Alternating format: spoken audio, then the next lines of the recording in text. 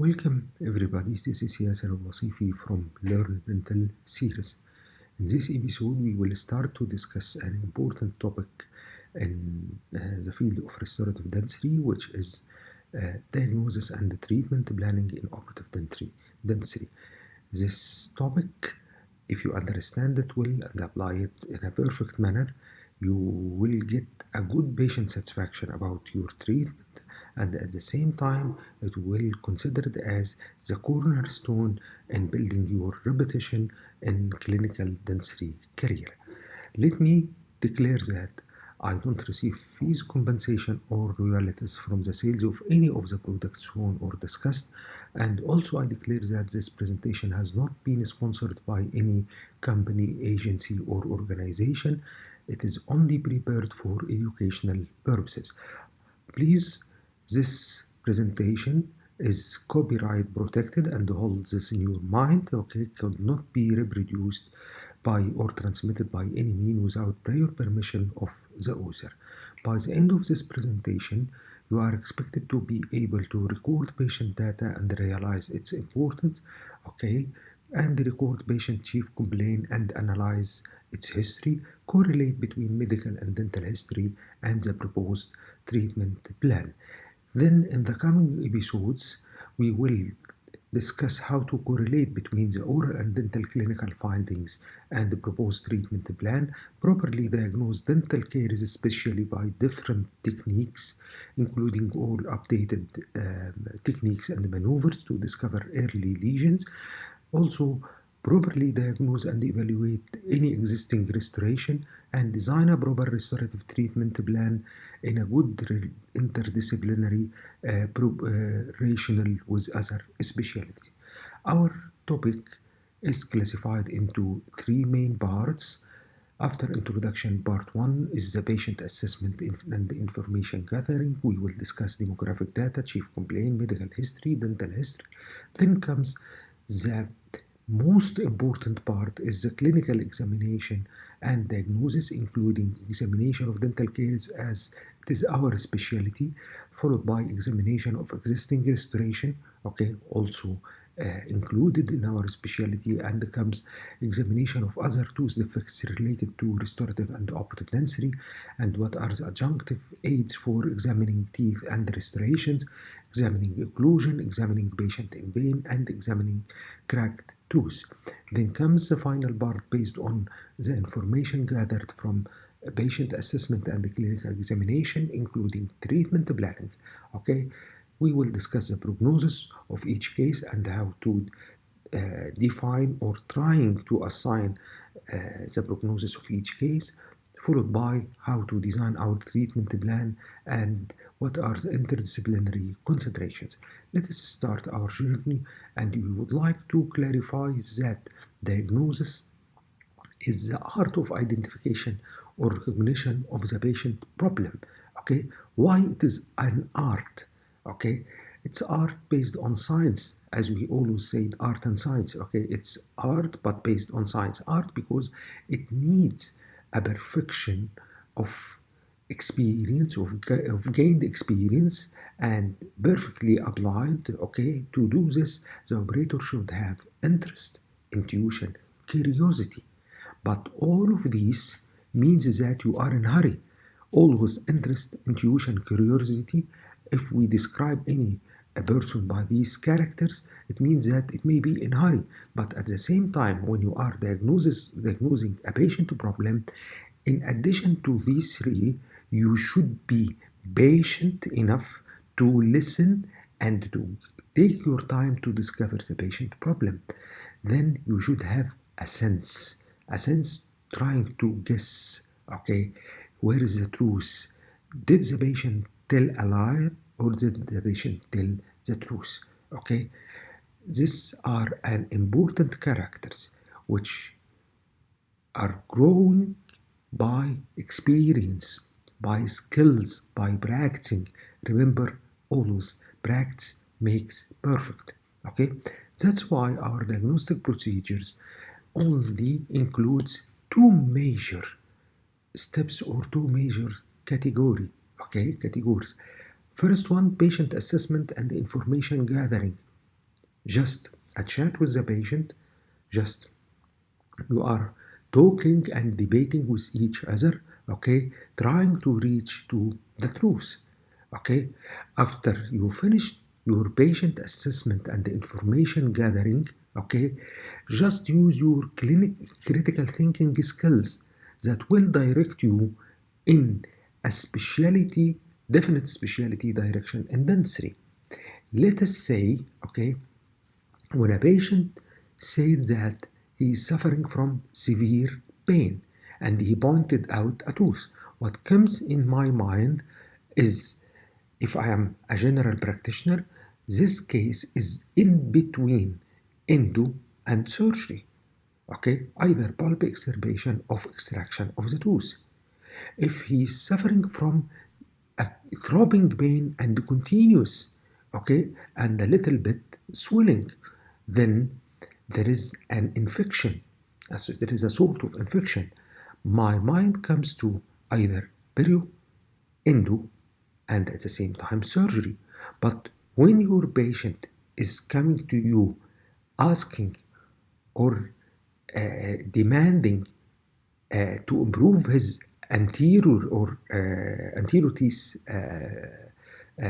aesthetics, or demanding for improving his smile, then you go for either restorative dentistry or fixed prosthodontics. All now is under the umbrella of what is called aesthetic dentistry, okay, and so on. That's why it is important to listen to your patient. It is an important topic to take your time in patient assessment and information gathering that will guide you what's the direction you will go forward for the proper treatment of such a case. And at the same time, you could assign the type of your patient, you could assign what are the problems your patient faced or complications your patient faced before when he had done any previous dental treatments and so on. Then comes the clinical examination. Okay, clinical examination, you ask the patient to sit on your dental chair, okay, trying to confirm what your mind map designed to go forward, what you think about the case. Either it is between endo or extraction, then already you know that there is an acute problem, but what direction you will go forward, either direction of endodontics or direction of extraction, this will be confirmed by your clinical examination. That's why you should start with your patient assessment and the information gathering.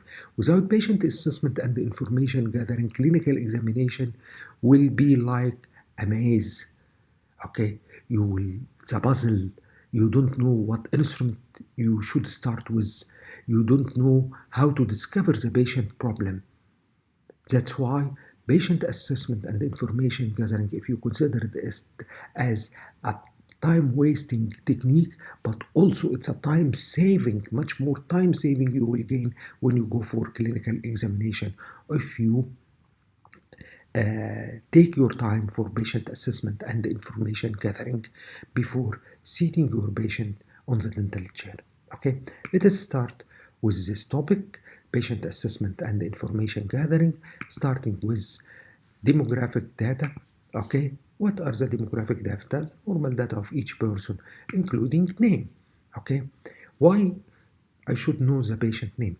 Okay, it's not only a documentation procedure that each file you open should have the patient name in full name, including family name, including the first one, the middle, and the family name. No, but also ethically, when you are calling your patient in his name, this adds a more ethical communication.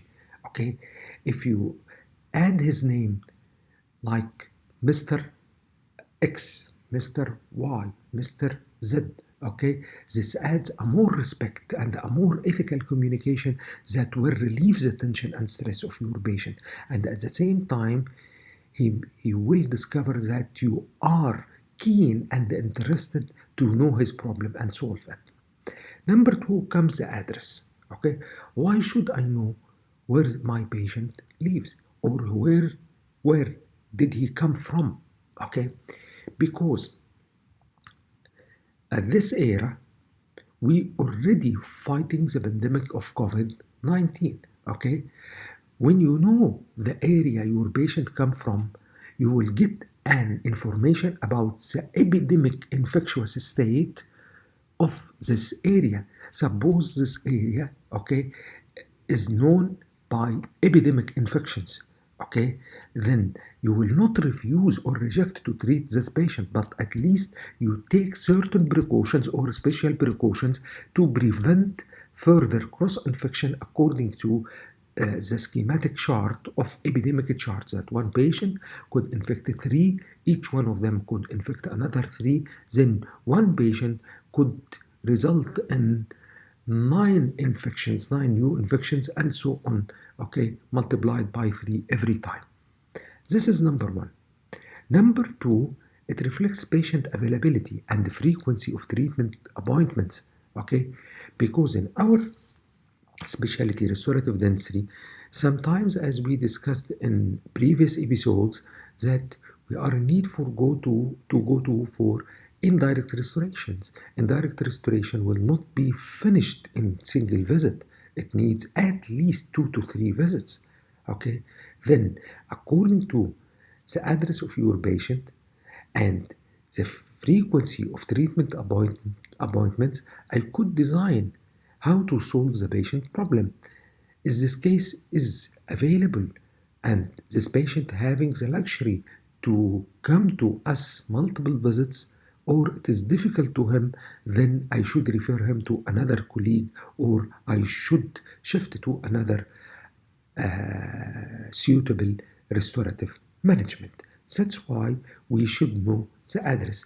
In other countries, address is an important to send bills, okay, and he should pay for you, okay, you should send bills for him to know, to get your money, okay, or what is the nearest insurance company to cover his treatment. Followed by, what about the age? Why you should record the age? All our patients in restorative dentistry are adults and mature. Okay, enough. We are not dealing with young kids. Okay, we are not dealing with primary teeth. We are dealing with permanent teeth of mature adults. Okay, but the word mature adults, it ranged from 18, okay, up to 100, 200, whatever, okay, the patient age, okay, but our range is very wide, starting from 18, okay. This means that the size of the pulp chamber and your lesion approximation and your preparation approximation to the pulp chamber, it differs.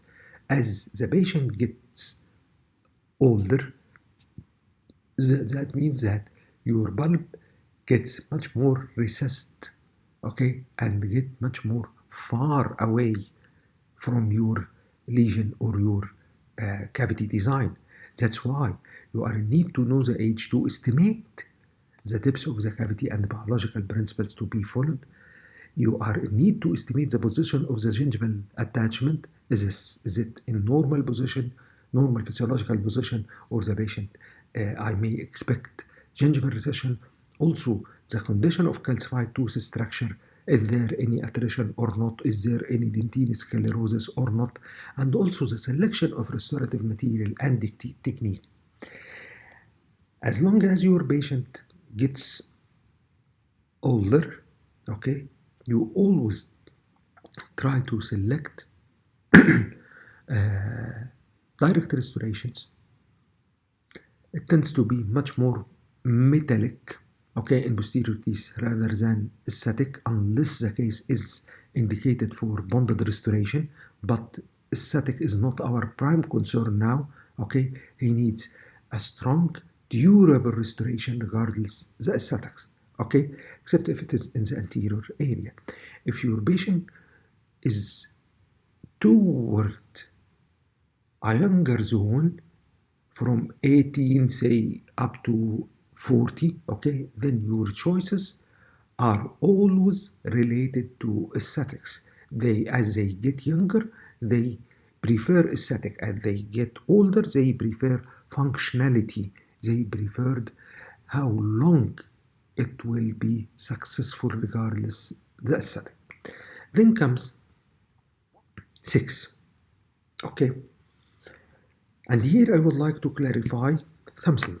There is a filing systems and dental practice systems, okay, prefer to write it as gender, not sex. No, gender is an attitude. It's a personal attitude, okay, but sex is a physiology and anatomical term related to the body organs, okay, related to the body physiology, which is the most important for me, not the attitude of the patient. He prefers to be toward feminine or masculine character, okay, or anything in between. It's related to his attitude and behavior and his preference. But sex is a terminology describing the body anatomy and physiology.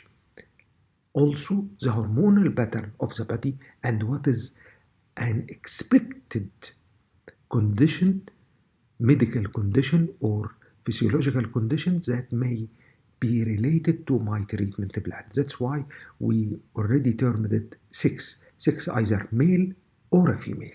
Okay? Why I should report sex? I already, okay, see my patient by naked eye and I could write down it's 6, okay? But nowadays, number one, you have gender transformations or sex transformations, okay, in certain countries, not in our Arab countries. It is not common, okay, but it is common in other countries and other cultures, okay?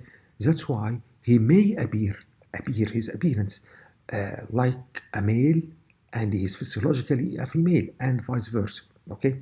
This is number one, okay?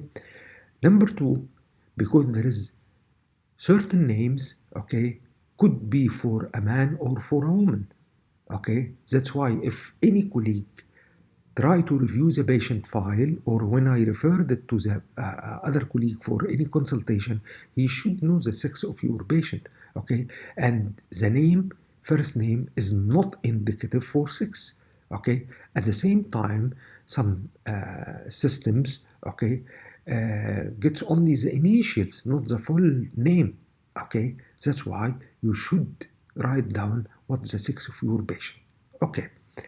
Then, what is most important is in our treatment plan, this is the administrative part, but what about the clinical part? The clinical part in our treatment plan, certain diseases are related to specific sex, like oral conditions related to pregnancy for female only, okay? Like gingival enlargement during pregnancy and menstruation, palatal erosion, as you could see in our photograph, the next photograph, okay, which is due to regurgitation of gastric uptake and hyperacidity during pregnancy, especially if it is frequent pregnancy without any period of rest in between each pregnancy and the other, okay. Local anesthetics and radiographic limitations for pregnant female, okay. Selection of restorative material and technique, females always prefer aesthetic rather than metallic restorations, okay. Then if you have a male patient, you will not ask him if he is pregnant or not, okay. But if you have a female patient, you should ask the next question, if she is pregnant or not, and if she is pregnant, in which trimester she is in, okay, because of local anesthetics and radiographs. But actually, if you have a male patient, okay, you will not ask him about these conditions, okay. This is clinical photographs for the left side showing pregnancy gingivites, okay, that will much more advanced in the right one to be gingival polyp okay, due to lack of proper care during pregnancy of periodontal health, okay. In such a case, if you have a caries, okay, in between the central and the lateral, like this one in the left side, okay, if you notice there is a class 3 mesial, class 3 composite resin restoration in the mesial surface of lateral incisor tooth, okay, but you could note a marginal discoloration because your operator, after finishing this restoration, discovered this line because he didn't consider the pregnancy gingivitis, and bleeding from the gingiva contaminated the margins. Okay, that's why he should refer the case for periodontist first to manage the case, and the periodontist may refer the case for gynecologist, okay, to manage these pregnancy gingivitis before we start our restorative management. Then comes patient occupation. Patient occupation, why you are in need to know the patient occupation. Number one, it provides an idea about certain occupational defects, like the one you could see, tooth wear that had taken the shape, okay, of a bin, okay, because this patient is working as a dressmaker, okay, or a fashion designer, something, and he used pens, okay, all over 20 years, put it in between his, holding it in between his incisors, okay, then it wears the tooth, okay, leaving these notches, okay, the same for carpenters. If you would like to restore this with a composite resin restoration, okay, this is what you could get in your mind immediately, okay, but actually you could note that, okay, his bite and his occlusion is shifted to be edge to edge. He's trying to hold the bends in between his centrals. This is number one, okay, and still there is a force applied on the site of the lesion.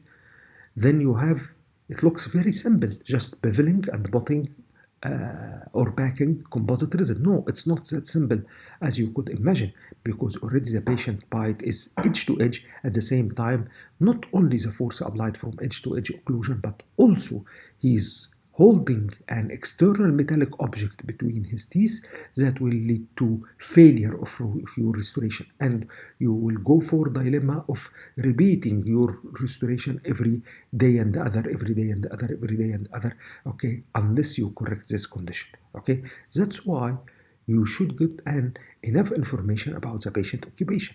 Patient occupation also determines the degree of interest of the patient to restorative management, the material and technique of choice, and the time base you will work on your treatment planning. Suppose you have a patient which is working as TV presenter, okay, and having a daily show, okay, a daily live show, okay. That means that, okay, your patient in such a case could not get out of your clinic with TF. He should get out with a completed aesthetic restoration in a single visit, okay.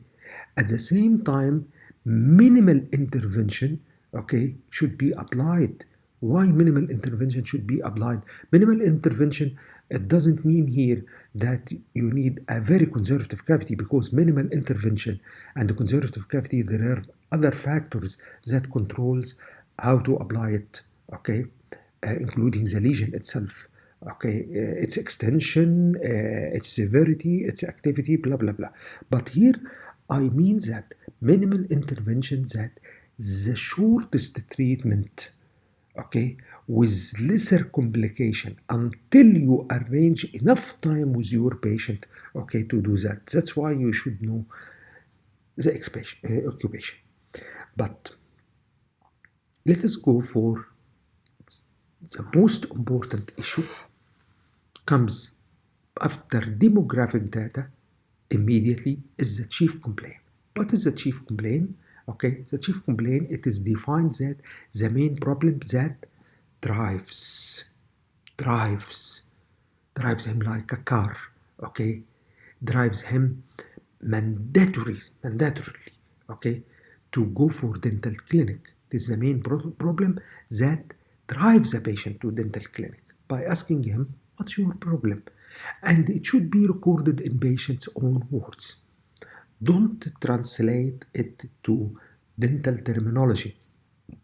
Write it down or record it down as the patient, tell you, because he's the one suffering and he's the one who could exactly describe the condition. Okay. In the field of dentistry, especially when you are a general practitioner, we may have hundreds of complaints in different ways, described in different severities, according to the patient character, what's the problem, and the patient character, patient age, psychological impact of the problem on your patients, but 4 of them, when recorded by your patient, then operative dentistry jump to your mind. That's why when we start our talk, we mentioned that it is important to listen, listen to the patient and take your time in patient assessment, because it draws the roadmap for your critical thinking where you should go forward for treating this patient. Number 1, food stagnation and impaction. Food stagnation and impaction, that means that there is a cavitation. This cavitation, or this space, may be due to teeth crowding, may be due to caries, especially proximal area, and the patient couldn't see it or couldn't inspect it by his naked eye, may be due to periodontal problems like periodontal pockets, but operative dentistry, proximal caries should jump to your mind, If he complaining directly and frankly from cavitation or fracture, then even it is associated with pain or not, the problem is between operative and endo, discoloration, the same, is it due to caries? Is it due to other defects like fluorosis? Is it just a discoloration due to smoking or due to over intake of coffee or tea, and needs just polishing or just bleaching? Then comes the worst condition is sensitivity or pain, that denotes there is something abnormal, as the pain is defined as, and in the topic of pain and hypersensitivity, it's unpleasant sensation denoting degree of tissue damage, but this is not the whole story, just your patient is telling you that I'm having a side with food stagnation, or I'm having cavitation, or I'm having pain, or I'm having discoloration. No, you should ask for each of these complaints for more details, which is called history of chief complaint. It's a very, very, very important task to perform before you are going for clinical examination. Ask about the history of the chief complaint, because it will help you to locate your problem where it is established, the nature, quality, and the urgency of the problem is defined by the history. Still, up till now, you didn't ask your patient to come to sit on dental chair, It also encourages the patient to volunteer additional information that will complete the picture, all the verbal picture of the problem, and also psychologically, it adds a much trust and a much confidence between you and your patient, as he will realize that you are interested to know his problem, to solve it, You are keen about him. You are trying to solve his problem. That's why you get much more details like a detective, You should ask about commencement, When did it start, Either it is food stagnation, either it is pain, either it is discoloration, when the first time he noticed it, or the first time he is complaining from it, Location, let the patient describe the area or point out the area with a finger, In general, if he pointed out a tooth, Okay, it's different than pointing out area.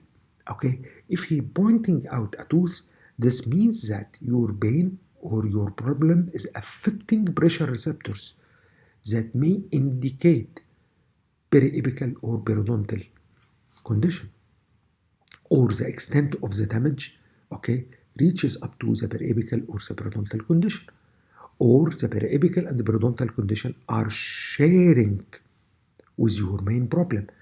But if he couldn't point out a definite tooth and pointed out an area, okay, including 2 to 3 teeth or a whole quadrant, then, but it is much more aggressive on toward a tooth rather than the other, then you have a referred pain. Okay, in such a condition, this indicates that your problem is affecting a sensory receptors. Okay, sensory receptors are mainly in the pulp. Okay, pulp contains much more sensory receptors than other dental tissues. That's why you could expect a pulpal affection. Okay, and your condition is still limited to this tooth, which you could find it by clinical examination. Then comes the type, description of the symptoms. Okay, what's the type? Is it aching? Is it throbbing? Is it lancinating? But please don't direct your patient by putting words in the patient mouth. Okay, don't ask him, is it throbbing? Yes or no? Okay, is it lancinating? I think it is lancinating. Those are bad management in your discussion with your patient. Let him describe. Ask him to describe the pain, okay, or to describe the problem. Don't give him a clue to describe it, okay, because actually the patient already knows that you are a specialist in this field. You are the dentist and you knows much more than him. That's why he will agree with your choice. Okay? He will think that you know it is actually throbbing, okay? Then you are right and I'm wrong. While it is not the truth, it is not the actual condition. Okay? Then number 4, ask about the incidents. How long ago did this episode start? Okay? For how long? For did it started last year, then it stopped, and then comes again after 1 month, like this. Okay, duration. For how long do they persist, and the frequency? Okay, is it a continuous pain? Okay, always we go for pain as an example because it is one of the most complicated chief complaints in its history. Okay, but this applies for all other chief complaints in a way or another. Okay, then is it a continuous pain? Is it intermittent pain? If it is intermittent, what is the frequency between each episode? Okay, initiating and relieving factors. Does anything make the symptoms worse or better? Okay, most of patients reported that, okay, I take many analgesics, okay, but this is still annoying me. If you correlate this with the type of pain and duration, you will discover surely it is a throbbing pain, okay, continuous, but it is of low intensity. This means that you have a chronic infection, okay, that starts to be exacerbated as acute one, okay, and that's why analgesics are not effective. Some patients in some countries, okay, could get a desktop antibiotics, okay, in many countries, including our country, Egypt, okay, and most of Arab worlds, antibiotics are available to be sold without prescription, okay. Then your patient may get antibiotics and he mentioned to you that, okay, the pain is relieved after antibiotic, then you could expect that there is an infection. That's why it is responding to antibiotic, okay. Answers of all the above will provide you with much more clues to solve the patient problem. As I told you before, okay, it will draw your mind map, okay, and it will guide your critical thinking to solve the problem and to limit your search, okay, and to reach a definite diagnosis, okay. That's why we always hurry to skip the history and jump to tools. Consequently, we may miss the definite diagnosis of patient problem and the treatment plan may not fit to manage it. That's why please listen to understand, not to reply. Okay? You are not listening to your patient, okay, to reply to his inquiries. No, you are in need to listen, to understand the problem and solve it. Then comes the medical history before examination and diagnosis, and sometimes in the reception, patient complete a standard comprehensive medical history form as a checklist, yes or no. The form will act as a focus to the practitioner to help identify the condition that could later complicate or contraindicate some dental procedures. Okay, that's why to have a medical history form just to save your time, okay, and ask the patient during your assessment or during interviews the patient about any yeses, okay, or get focused on what is yes and what is no to make sure about the medical condition of the patient. Why you should have a report about the medical or systemic condition of the patient? Is there any contraindication of restorative treatment? No. As a general rule, there is no systemic contraindication to restorative treatment except those of uncontrolled diabetes or a recent history of myocardial infarction, and also those two conditions are temporarily contraindicated unless it is until it is fixed or solved or be controlled, okay, because we are afraid of local anesthesia, okay, till it will be controlled. That's it, okay. We are not in a hurry. In operative dentistry, emergencies are extremely limited, okay, unless the case should be referred for endodontist, but for restorative management, for operative management, yeah, mostly our pain in maximum, it will be just a sensitivity, not pain. When it becomes to be a sharp pain, then you are in need to refer the case for endodontist. That's why we are not in a hurry. We are not in emergency. Okay, that's why please take your medical history. You could solve the patient problem temporarily by excavating the caries and putting sedative TF until he controls his medical condition to be in safe side, okay, and avoid complications of local anesthesia. Some cases, patient may require antibiotic prophylaxis before starting dental treatment and also excavate the caries and sedate the condition and seal it with TF, okay, because of systemic conditions like prosthetic valve, history of rheumatic fever, cancer, chemo, or radiotherapy, okay. You need to work under umbrella of antibiotic prophylaxis, okay. In contralateral to this, or on controversy to this, patients with infectious disease, then either you are afraid of the patient to get infected, okay, or afraid of infection, okay, to the patient or from the patient. Patients with infectious diseases, okay, ethically, you could not reject him, you could not refuse him, just follow your protection protocol. That's it, okay. In certain cases, it is in need for a special protocol, okay, and special precautions, especially nowadays we have the pandemic of COVID-19, okay, the pandemic of COVID-19, okay, the personal protective barrier and the infection control protocol already get upside down and change it, and it is a restricted protocol to follow, okay, that covers most of highly infectious dangerous diseases, okay, including hepatitis, herpes, AIDS, syphilis, TB. All of these, okay, have the right to be treated, but you should follow the recommended special infection control protocol. That's it. Okay. How you know this if you didn't ask about medical history? Okay. Also, you are in need to know the medical history to avoid adverse drug interactions.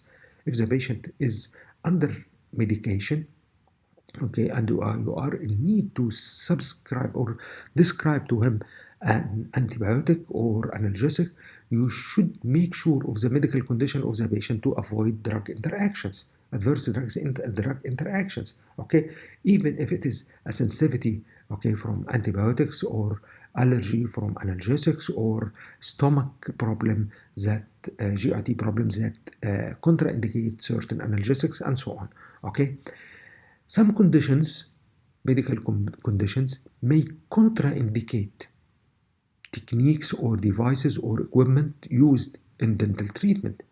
Like patients with pacemaker, it is not preferable at all to use electric pulse tester, okay, that may interfere with the frequency of this pacemaker. Okay, the problem is all of these conditions, as we discussed now, is a patient knowing what he is suffering from. Okay, is he having a systemic problem, or he is a chronic patient with compromised patient with a systemic problem? But majority of people, some patients, are aware of their systemic condition, and majority of others are not aware that they are having a systemic problem. That's why your questionnaire or your medical history form should not only include a definite medical terminology. Okay? You should ask him about other open-ended questions, okay, about unexplained weight loss, unexplained hair loss, about any urticaria to food, okay, any skin reactions, okay, to certain drugs, okay. Your patient may get this experience once in life, but he considered it, okay, as normal, but sometimes it may reflect something abnormal, okay. Ask him about urination, okay, frequent urination, okay, that may indicate diabetes, okay. All of these should be asked, and already you could get thousands or millions of history forms, okay, approved by iconic organizations, okay, online for free. Okay, it's easy to get it. Okay, the technique most of the people followed, okay, is a formatted checklist in a form of yes or no, asking mostly about cardiac problem or disease, including rheumatic fever, blood pressure, including also respiratory diseases, asthma, shortness of breath, and nowadays we could add, okay, a COVID-19 experience. Okay, it should be added. Okay, diabetes, epilepsy, joints, hepatitis history, current recent past medication, allergies, bleeding, hemorrhage, clotting defects, okay, other illness, operations, hospitalization, pregnancy. But pregnancy is not a medical condition, it's a physiological condition and temporary medical condition. HIV, AIDS, communicable disease risk, like that. Scully and Cawson, okay, gave a checklist for medical conditions that should be reviewed and need special care, and arranged it in alphabetic manner in order to remember it easily. A, B, C, D up to N. Okay, anemia, bleeding disorder, cardiorespiratory disorder, drug treatment and allergies, endocrine diseases. Those are the categories. Okay, you should ask definite questions underneath. Okay, drug treatment, allergies, endocrine diseases, including diabetes, thyroid, and blah blah blah, fits and faints, gastrointestinal disorders, hospital admission, infections, wounds, kidney, likelihood pregnancy, mental state, neurologic problems. Those are described by Scully and Cawson in 2014. Okay. The last important item in patient assessment and information gathering is the dental history. Okay, The dental history, it refers to what a dental treatment your patient, have done before, because it provides you an idea about the degree of interest of your patient, and also it gives you an idea about what is expected to be seen in his mouth. Let me give you an example. If you ask the patient, did you go for a dentist before, or what type of treatment you have done in your teeth, he will say to you, I always wait until my tooth is damaged, and I would like also, I prefer to extract it. Okay, then you are expecting to see a myth mouse. Okay, I am expecting to see remaining roots. I am expecting to see badly broken down tooth, or at least, if it is not the condition, then the patient is not interested in any dental treatment. Okay, then I should prepare myself that I will suffer in convincing him in restorative treatment, or much more conservative and less aggressive or less traumatized treatment than extraction. Okay, that's why, it gives you an idea about the degree of interest and what is expected to be seen in his mouth. Also, it gives you an idea about the expected complications and what is the reason behind these complications. Let us say he suffered from swelling and hematomas underneath the skin after he had administered with local anesthesia. Okay, then is it an allergy? Is it a sensitivity reaction to local anesthesia? Or it may be an iatrogenic mistake from the previous dentist. Okay, I should know what is the problem. Okay, what is the circumstances and the conditions around this problem, to know how to avoid, and how to give the patient, painless dental care, including also bleeding after extractions or after surgeries or after periodontal therapy, why he didn't continue his treatment, what is his problem, to get much more trust between us. That's why it is important to understand past experience in order to provide optimal care in the future. Those are the textbook I used in preparing this presentation. If you would like to get much more information, you could go for them. Please feel free to ask, as your questions are welcome every time. You could ask or question by commenting to this video, and I will reply to you as soon as possible, or use my email in the coming slide to ask me, and I will reply also as soon as possible. Finally, I would like to thank you for assigning this time to listen to me. Please don't forget to subscribe to my channel and activate notification to get all the updates. Thank you. Yasser Al-Wasif.